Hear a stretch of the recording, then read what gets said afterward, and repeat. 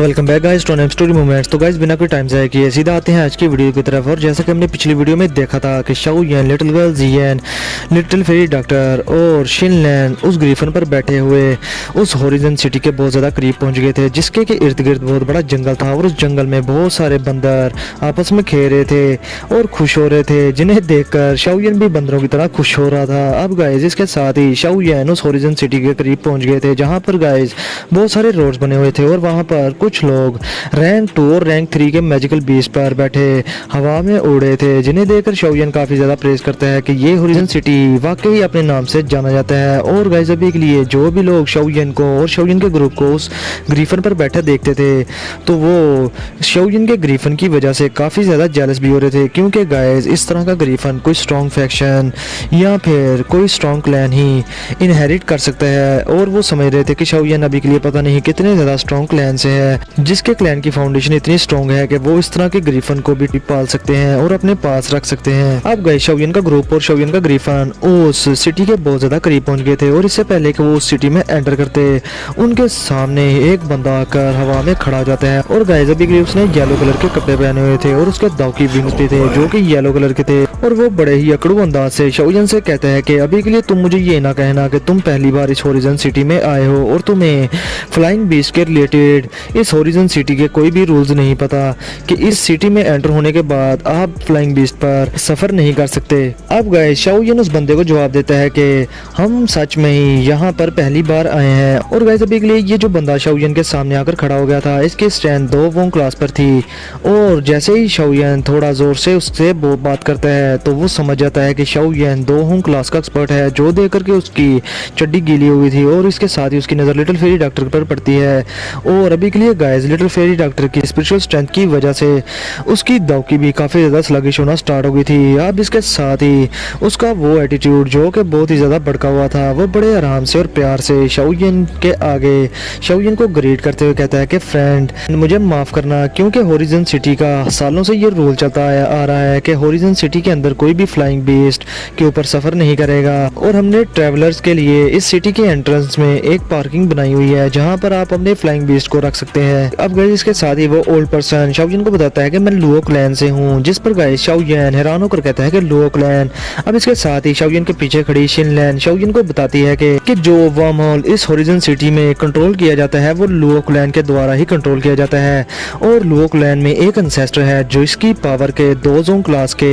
5 star पर है और उसके बगैर लुओ क्लैन इस वर्म होल को कंट्रोल ही नहीं कर सकता। अभी के लिए वो लुओ क्लैन का एंसेस्टर ही इस वर्म होल को कंट्रोल करता है और इसको रिपेयर भी करता है। अब गाइस शिनलैन शाओ यान के कान में ये सब आस्ते से बता देती है। अब गाइस शाओ यान शिनलैन की ये बात सुनने के बाद उस पर्सन से कहता है कि अभी के लिए तुम हमें रास्ता बताओ कि वो वर्म होल कहाँ पर है। अब वो बंदा जो कि शाओ यान से पहले ही डर चुका था और शाओ यान के ग्रुप से भी, वो बड़े ही प्यार से शाओ यान से कहता है कि फ्रेंड अभी के लिए वो वर्म होल काफ़ी दिनों के लिए बंद है, क्योंकि उसमें रिपेयरिंग का काम चल रहा है और अभी के लिए हम वो लोगों के लिए ओपन नहीं कर सकते। जिसके साथ ही गाइस शाओ यान कहता है कि क्लोज हो चुका है। इसका क्या मतलब है? क्या मेरी लक कितनी ही ज्यादा बुरी है कि मेरे आने पर ही वो वर्म होल बंद हो जाना था। अब इसके साथ ही गाइस लिटिल फेरी डॉक्टर उस बंदे से पूछती है कि तुम लोग कब तक उस वर्म होल को रिपेयर कर लोगे। जिसके साथ ही गाइस वो बंदा आगे से कहता है कि मुझे पता नहीं कि हम कब तक उससे रिपेयर कर लेंगे, क्योंकि अभी तक हमें उस वर्म होल की खराबी का पता भी नहीं चला। और ये वर्म होल जो कि हमारे इस होरिजन सिटी में है, ये हमारे लुओ क्लैन के एक बहुत ही पुराने एंसेस्टर ने बनाया था 100 सालों से भी पहले,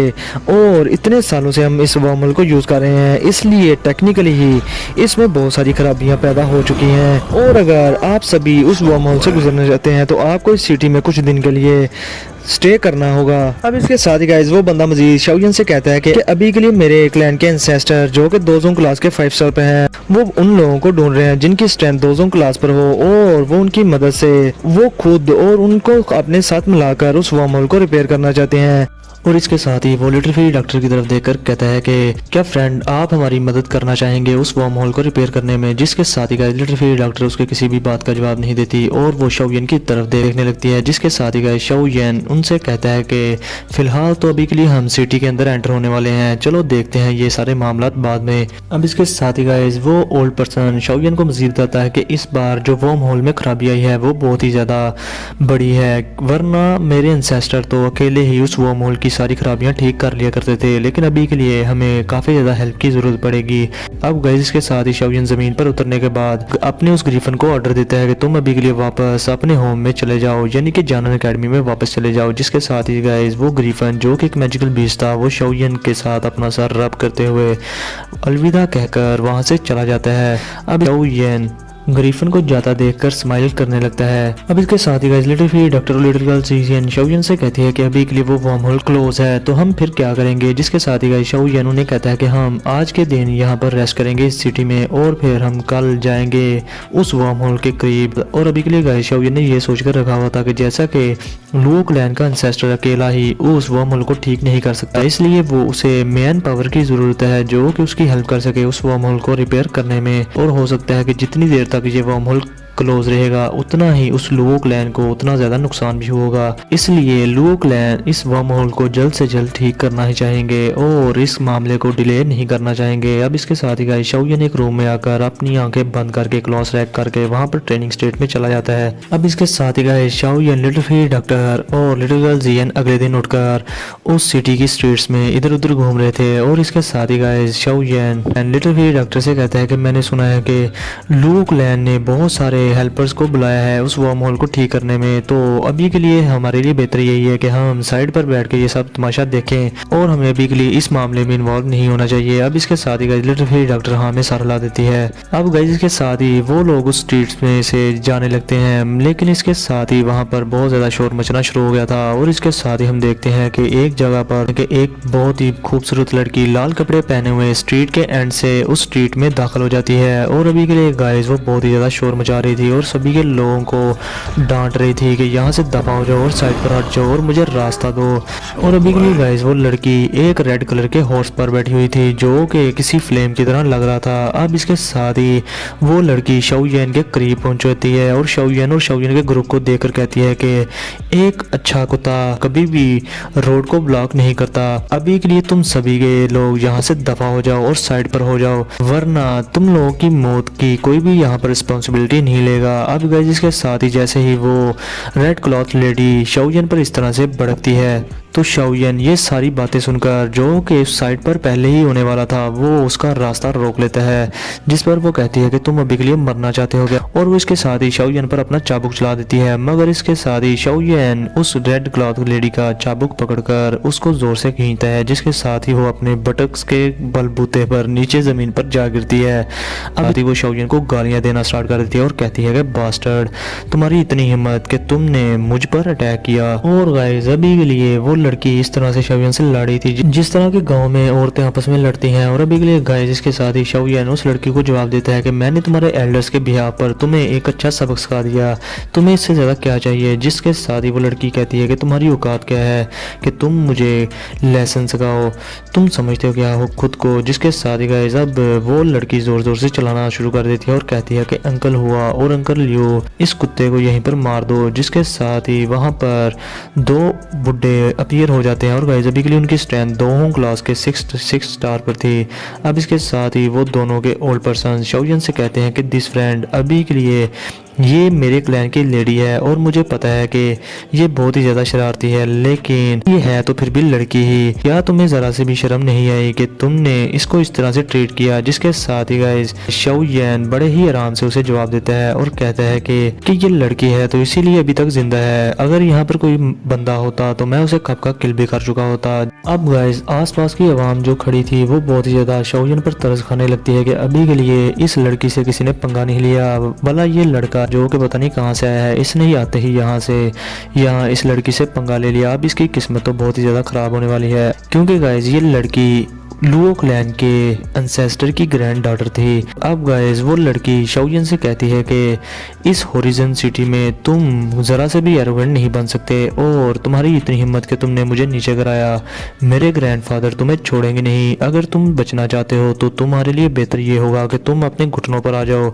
और मेरे सामने अपोलोजाइज करो। और गाइस अभी के लिए वो बहुत ही ज़्यादा गुस्से में थी। अब इससे पहले कि वो कुछ और बोलती, वहाँ पर एक फिगर अपीयर होता है उसके पास और वो बहुत ज़ोरदार एक थप्पड़ मारता है उसके सीधा मुंह पर, जिसके साथ ही गाइस सारे लोग ये सारा सीन देखकर बहुत ही ज़्यादा हैरान हो गए थे। उनकी आंखें फटी की फटी रह गई थी और वो सारे कह रहे थे कि ये थप्पड़ बहुत ही ज़्यादा कूल है। और गाइस अभी के लिए ये जो थप्पड़ मारा गया था वो लिटिल फेरी डॉक्टर ने उस लड़की को मारा था। और इसके साथ ही लिटिल फेरी डॉक्टर उस लड़की से कहती है कि अगर तुमने दोबारा गाली दी तो ये तुम्हें नहीं मारेगा बल्कि मैं तुम्हें खुद मार दूंगी। अब गाइस इतना जोरदार थप्पड़ खाने के बाद इतने सारे लोगों के सामने वो रेड क्लॉथ लेडी रोने वाली शक्ल बनाकर लिटिल फेरी डॉक्टर से डरते हुए कहती है कि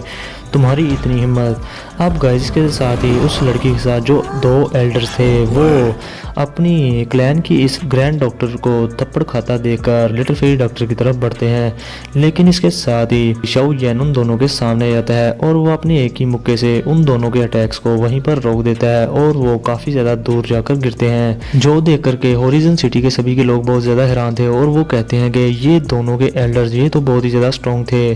भला ये जो लड़का अभी के लिए बाहर से आया है इसने सिर्फ एक ही अटैक से इन दोनों को पीछे हटने पर मजबूर कर दिया। अब इसके साथ ही शाओ येन भी उन दोनों से कहता है कि आज का जो भी मैटर हुआ वो सिर्फ इस लड़की की वजह से हुआ और तुम इसे ही ब्लेम कर सकते हो। अगर तुम फिर भी इस मैटर को आगे बढ़ाना चाहते हो तो तुम फिर मुझे ब्लेम ना करना कि मैं इतना ज़्यादा जालिम कैसे बन गया। अब गाइस शाओ येन के साथ एक ब्लो एक्सचेंज करने के बाद वो दोनों के ओल्ड पर्सन जो कि उस रेड क्लॉथ लेडी के साथ थे वो अपने दिल में सोचते हैं कि ये लड़का तो बहुत ही ज़्यादा ताकतवर है और जो स्ट्रेंथ इसने डिस्प्ले की वो बहुत ही ज़्यादा अमेजिंग थी, लेकिन हमारी ये लिटिल ग्रैंड आंट जो कि रेड क्लॉथ लेडी है इसने काफ़ी सालों तक इस होरिजन सिटी में राज किया और आज ये एट द एंड स्पेयर की नोक से टकरा ही गई। और अभी के लिए गाइस इसके साथ ही वो दोनों के एटीट्यूड बहुत ही ज़्यादा चेंज हो जाते हैं और वो शाओ येन से बड़े प्यार से कहते हैं कि हम लुओ क्लैन के मेंबर हैं और ये यंग लेडी जिनका के अभी के लिए आपसे मसला चल रहा है ये लुओ क्लैन से है, इसलिए प्लीज आप इसे जरा सा भी नुकसान ना पहुंचाना। जिसके साथ ही गाइस शाओ येन लुओ क्लैन का नाम सुनकर थोड़ा बहुत हैरान होता है और वो कहता है कि लुओ क्लैन अब इसके साथ ही वो लड़की शाओ येन को ये इस तरह से बात करता देखकर डायरेक्ट कहती है कि तुम्हारी हिम्मत कैसे हुई कि मुझे हिट करने की। अब गाइस वो लड़की जो कि बहुत ही ज्यादा गुस्से में थी वो लिटिल फेरी डॉक्टर को देखकर और भी ज्यादा गुस्से में कहती है कि तुम्हारी हिम्मत कैसे हुई कि मुझे तुमने थप्पड़ मारा। अब इसके साथ ही वो अपनी स्टोरेज रिंग में से एक जेड का पीस निकालती है और उसे क्रश कर देती है, जिसके साथ ही स्पिरिचुअल स्ट्रेंथ इर्द गिर्द फैल जाती है।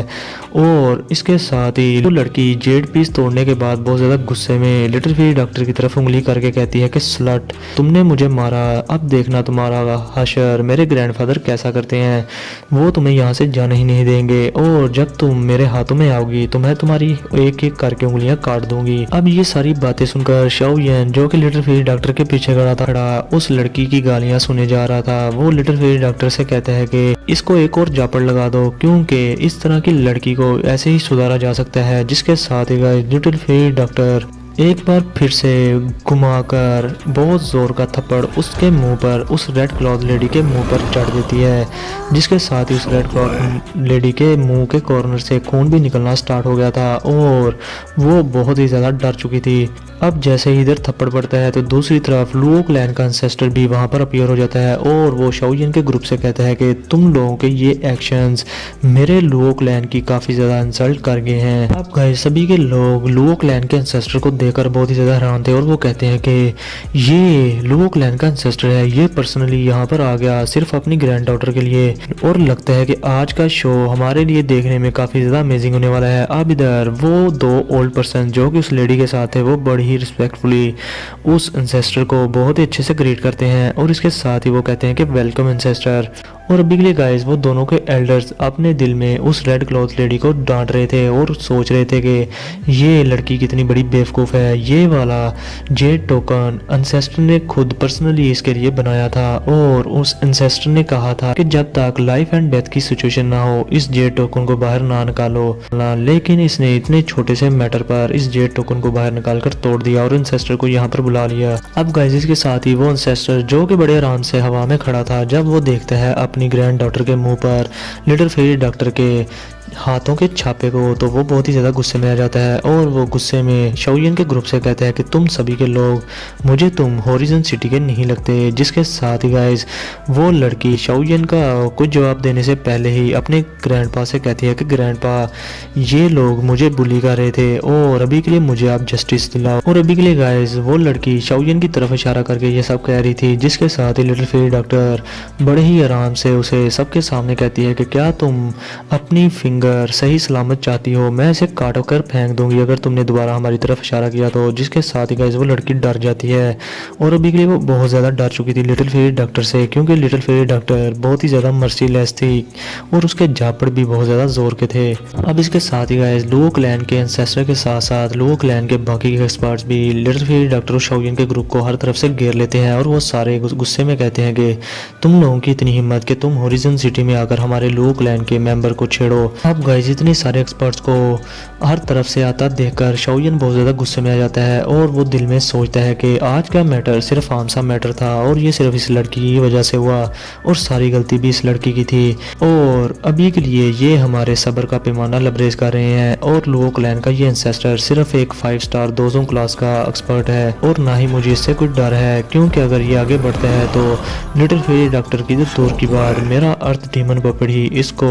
निपटा देगा, क्योंकि मेरा अर्थ डीमन पपेट किसी भी 6 स्टार दोजों क्लास के एंसेस्टर से इजीली भिड़ सकता है और फिर बाद में ये मुझे ब्लेम ना करें कि मैं इतना ज़्यादा जालिम कैसे हो सकता हूँ। अब इसके साथ ही गाइस कोई और सिचुएशन होती लिटिल फेरी डॉक्टर जल्दी से आगे बढ़ जाती है और वो थोड़ा सीरियस होकर उस एंसेस्टर से कहती है कि तुम अपनी इस ग्रैंड डॉटर को समझाने में और इसको तरबियत देने में बहुत ही ज़्यादा नकम्मे हो। और गाइस अभी के लिए लिटिल फेरी डॉक्टर अपनी बॉडी से अपना ऑरा भी अनलीश कर देती है, जो देखकर लुओ क्लैन का वो एंसेस्टर घबरा जाता है और वो कहता है कि अलर्ट दोजोंग, इतनी छोटी सी एज में ये लड़की दोजोंग क्लास पर कैसे पहुंच सकती है। और वो एंसेस्टर समझ आता है कि ये जो लड़की उसके सामने खड़ी है इसकी स्ट्रेंथ दोजोंग क्लास पर तो है और तो और इसके ऑरा में बहुत ही ज़्यादा कोल्डनेस है और अगर उसने फाइट की इस लड़की से तो वो लाजमी इस फाइट में हार जाएगा। अब इसके साथ ही वो अपने दिल में सोचता है कि डैमेट, इस तरह का एक्सपर्ट मेरी इस होरिजन सिटी में कब से अपीयर हो गया। और फिर वो अपनी ग्रैंड डॉटर को भी डांटते हुए दिल में सोचता है कि ये लड़की शाओ याओ ये बहुत ही ज़्यादा हद पार कर रही है आजकल और मुझे इसे अच्छे से डिसिप्लिन करना होगा और इसको अच्छे से सबक सिखाना होगा ताकि ये फ्यूचर में किसी भी स्ट्रॉन्ग पर्सन से पंगा ना ले। और अगर ऐसा नहीं होता तो कल को ये किसी ऐसे बंदे से पंगा ना ले जिससे कि पंगा लेना ही नहीं चाहिए, क्योंकि अगर कल को इसने किसी स्ट्रॉन्ग ओपोनेंट से पंगा ले लिया तो वो मेरे लुओ क्लैन को तबाह करके रख देगा। अब गाइस इसके साथ ही लुओ क्लैन का वो एंसेस्टर अपनी ग्रैंड डॉटर को बहुत ही ज़्यादा गुस्से में देखता है और फिर वो शाओयिन के ग्रुप की तरफ देखकर अपना रंग बदलते हुए बड़े ही प्यार से कहता है कि आज का जो भी मैटर था वो मेरी ग्रैंड डॉटर का ही फॉल्ट था। मैं लुओ चैंग खुद इसके बिहाफ पर आप लोगों से अपोलोजाइज करता हूँ। अब इधर गाइस लिटिल गर्ल्स ही हैं जो कि इस सब में तब से चुप थी, वो बड़े ही अकड़ू अंदाज में उस लुओ चैंग से कहती है कि तुम्हारी ग्रैंड डॉटर मुझसे भी ज्यादा मुंह फट है, इसको तो तमीज ही नहीं बात करने की,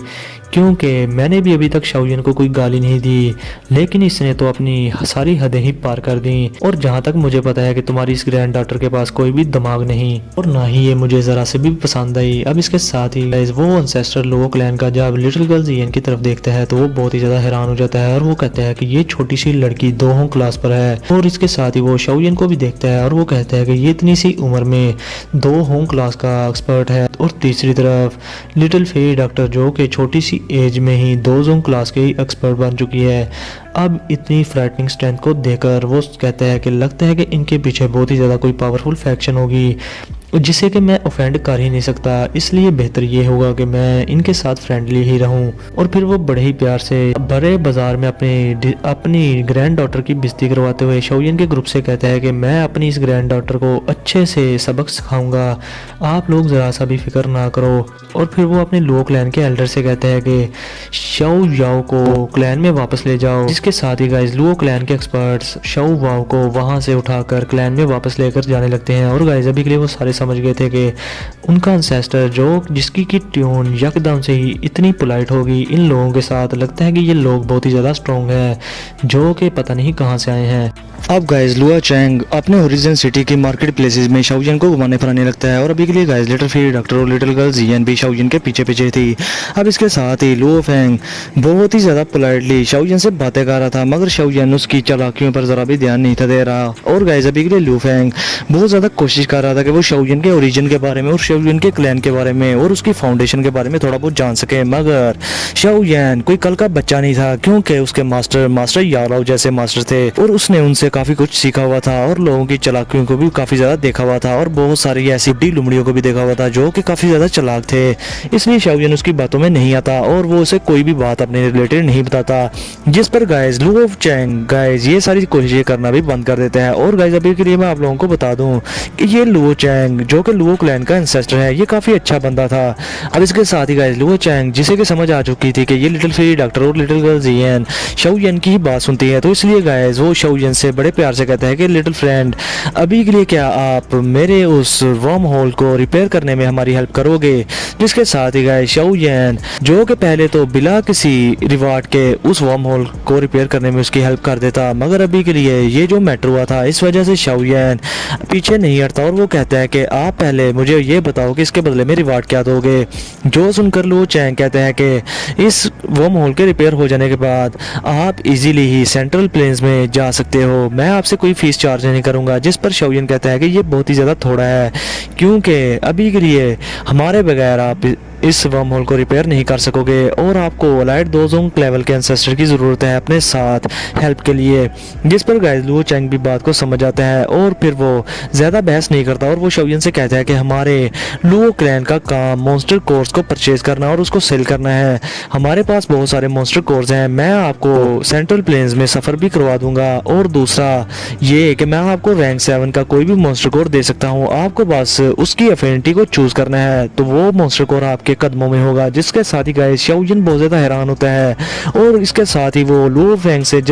चैंग से जल्दी से कहता है कि क्या आपके पास स्काई स्कॉर्पियन ड्रैगन बीस्ट का मॉन्स्टर कोर है जो कि लेवल 7 का मॉन्स्टर कोर होना चाहिए। जिसके साथ ही गाइस लुओ चैंग बहुत ही ज़्यादा हैरान होता है और वो कहता है कि इस तरह का मैजिकल बीस्ट तो बहुत ही ज़्यादा रेयर होता है और ये एंशियंट टाइम से ही बहुत ज़्यादा रेयर हैं और बहुत ही कम देखने को मिलते हैं। हमारे पास रैंक 7 का मॉन्स्टर कोर नहीं है इसका। जिसके साथ ही गाइस शाओजिन थोड़ा बहुत नाउम्मीद हो गया था क्योंकि गाइस अभी के लिए उसे ये लास्ट इंग्रेडिएंट चाहिए था लिटिल फेरी डॉक्टर की वोइफुल पोइजनस बॉडी को कम्प्लीटली कंट्रोल करने में और वो पिल बनाने में जो कि उसकी वोइफुल पोइजनस बॉडी को अच्छे से कंट्रोल कर पाए। लेकिन अभी कि इसके साथ ही लुओ चैंग शाओजिन से कहता है कि हमारे पास रैंक 7 का मॉन्स्टर कोर तो नहीं, लेकिन हमारे पास स्काई स्कॉर्पियन ड्रैगन बीस्ट के रैंक 6 का मॉन्स्टर कोर है। तो गाइस इसके साथ ही शाओजिन के दिल में एक उम्मीद जगती है और वो कहता है कि ठीक है ये रैंक 6 का मॉन्स्टर कोर चलो कल को हमारे काम ही आ जाएगा, क्योंकि गाइस अगर कल को कोई क्रिटिकल कंडीशन होती है लिटिल फेरी डॉक्टर के साथ तो शाओजिन इस रैंक 6 के मॉन्स्टर कोर को ही जो कि स्काई स्कॉर्पियन ड्रैगन बीस्ट का मॉन्स्टर कोर होगा उसको यूज कर लेगा लिटिल फेरी डॉक्टर को बचाने के लिए। मगर अभी के लिए वो फिर भी इस मॉन्स्टर कोर को हासिल करने के बाद वो फिर भी स्काई स्कॉर्पियन ड्रैगन बीस्ट जो कि रैंक 7 का मैजिकल बीस्ट होगा उसको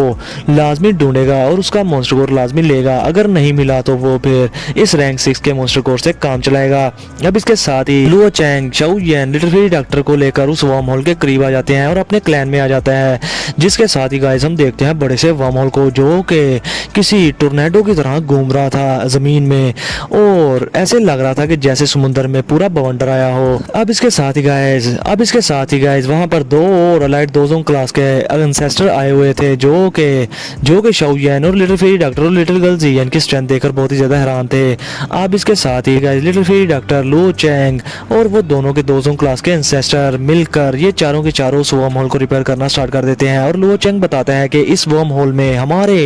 100 साल पहले एक एंसेस्टर थे जिन्होंने के अपनी स्पेशल स्ट्रेंथ से एक सील लगाई हुई है और अभी के लिए इतने साल गुजरने के बाद वो सील थोड़ी बहुत कमजोर पड़ चुकी है। हमें बस ये करना है कि अपनी दाव की और अपनी स्पिरिचुअल स्ट्रेंथ से इस सील को फिर से रिकवर कर देना है और इसको ब्राइट कर देना है ताकि ये वर्म होल दोबारा से यूज किया जा सकती थे। अब इसके साथ ही गाइस लिटिल फेरी डॉक्टर भी हमें सलाह ला देती है और वो चारों के चारों इस काम में जुट जाते हैं। अब लिटिल फेरी डॉक्टर और वो दोनों के बाकी के दोस्तों क्लास के इंसेस्टर लुओ चैंग को सपोर्ट करना स्टार्ट कर देते हैं और उसकी बॉडी में अपनी स्पिरिचुअल स्ट्रेंथ को डालना स्टार्ट कर देते हैं, जिसके साथ ही लुओ चैंग अपनी सारी स्पिरिचुअल स्ट्रेंथ को उस स्पिरिचुअल इम्प्रिंट में डालना स्टार्ट कर देते हैं और वो स्पिरिचुअल इम्प्रिंट ब्राइट से ब्राइट होता जाता है। लेकिन इससे लिटिल फेरी डॉक्टर और बाकी के एंसेस्टर और लुओ चैंग खुद भी काफी ज्यादा एग्जॉस्ट हो गया था। अब गाइस कुछ देर के बाद वो वर्म होल पूरी तरह से रिपेयर हो गया था, मगर इसके साथ ही लुओ चैंग जब बाहर आता है तो वो बहुत ही ज्यादा खुश था, लेकिन वो काफी ज्यादा एग्जॉस्ट हो चुका था। अब इधर लिटिल फेरी डॉक्टर भी काफी ज्यादा एग्जॉस्ट हो चुकी थी, जिसे शाओ यान पूछता है कि क्या तुम ठीक हो, जिस पर शाओ यान को लिटिल फेरी डॉक्टर कहती है कि हाँ मैं बिल्कुल ठीक हूँ, बस मैं थोड़ी सी एग्जॉस्ट हो चुकी हूँ। इसके साथ ही गाइस लुओ चैंग आगे बढ़कर शाओ यान के हवाले स्काई स्कॉर्पियन ड्रैगन बीस्ट का मॉन्स्टर कोर जो कि रैंक 6 का मॉन्स्टर कोर था वो हवाले कर देते हैं और इसके साथ ही वो अपनी स्टोरेज रिंग में से एक स्पेशल बोट निकालता है जो कि वर्म होल में ट्रैवल करने के लिए काम आने वाली थी। वो शाओ यान के हवाले करता है और कहता है कि लिटिल फ्रेंड,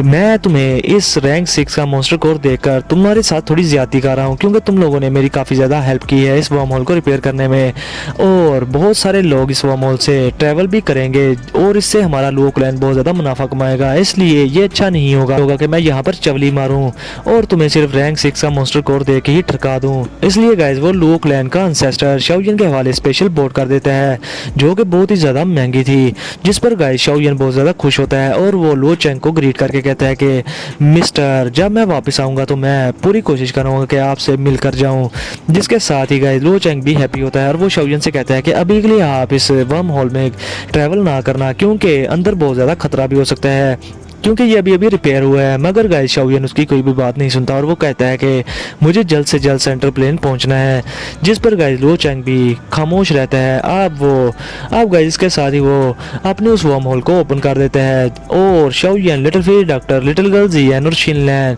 उस वर्म होल में एंटर हो जाते हैं जो किसी ब्लैक होल की तरह था। अब गाइस उस वर्म होल में एंटर होते ही वो लोग किसी टनल में पहुंच जाते हैं और सामने उनके सिर्फ डार्कनेस थी। अब गाइस इसके साथ ही मैं आज का ये एपिसोड यहीं पर करता हूँ खत्म। तो गाइस वीडियो को लाजमी लाइक करना, शेयर करना और चैनल को सब्सक्राइब करना। और मैंने देखा है कि आप लोगों ने वीडियो को लाइक करना ही खत्म कर दिया है, तो गाइस वीडियो बहुत ज़्यादा मुश्किल से बनती है, इसलिए प्लीज़ इस वीडियो को लाजमी शेयर करो, लाइक करो और चैनल को सब्सक्राइब किए बगैर ना जाना। तो फिर मिलते हैं आप लोगों से नेक्स्ट वीडियो में, तब तक के लिए अपना और अपने बड़ों का बहुत सारा ख्याल रखें।